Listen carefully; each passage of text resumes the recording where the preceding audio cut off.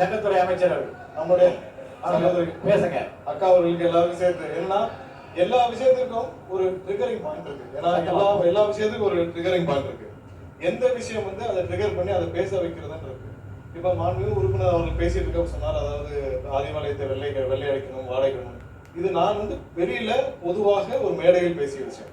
அதை வந்து இங்க வந்து அவர் வந்து குறிப்பிடும் பொழுது அதுக்கு பதில் சொல்ல வேண்டிய கட்டாயத்தில் நாங்க இருக்கிறோம். ஏன்னா இங்க வந்து அது நாங்க என்ன சொன்ன வெளியில பொதுக்கூட்டத்தில் பேசும் பொழுது முரசொலி ட்ரஸ்ட் ஒரு தனி நபருக்குரியது, ஒரு தனி குடும்பத்திற்குரியது.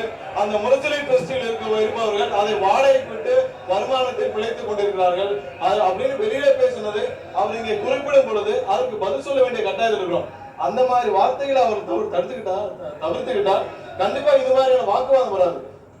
அக்கா அவர்களுக்கு ஒரு பணிவான விஷயம், ஏன்னா கேப்டன் விஜயகாந்த் அவர்கள் வந்து எதிர்கட்சி தலைவராக இருக்க பொழுது அவர் எப்பவுமே நிதானமாக, அமைதியாக, நேர்மையாக இருக்கக்கூடியவர். எங்களுக்கு எல்லாருக்கும் ரொம்ப பிடிக்கும்.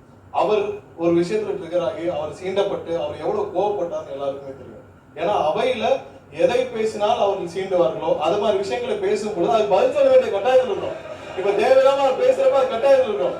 ஏன்னா அமைதியாக இருந்த கேப்டன் அவர்கள் கோவப்பட்டு அவர் வந்து எந்திரிச்சு நின்று அவர் அன்னைக்கு பேசினது அன்னைக்கு இருக்க உலகமே பார்த்துச்சு. ஏன் அவர் வந்து சாதாரண பேசல, அன்னைக்கு யாரோ சீண்டும் ஒரு வார்த்தைகளை அவர் குறித்து பேசுறது அவர் அவரையும் மீறி அவர் கோவப்பட்டார். ஏன்னா எப்பயுமே ஒரு லிமிட்டோட என்ன பேசுவோம் அது பேசாமல் இன்னைக்கு வந்து அறிவாலயத்தை வாடகை பெறுகிறார்கள் நாங்கள் அதெல்லாம் வந்து நான் வெளியில பேசின விஷயம், பொதுக்கூட்டத்தில் பேசின விஷயம்.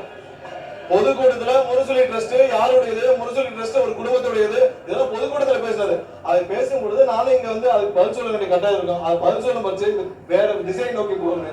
மானிய கோரிக்கை சம்பந்தமாக விவாதிப்போம் என்பதை கேட்டுக்கொண்டு திசை மாற்றுவது இப்ப அவங்களுக்கு பதில் இல்லை என்றால் திசை மாற்ற நினைக்கலாம்.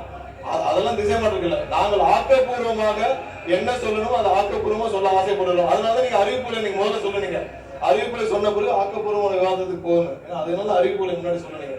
சோ அதனால ஆக்கப்பூர்வ விவாதத்துக்குள்ள செல்ல விரும்புகிறோம். எதற்கும் யாருக்கும்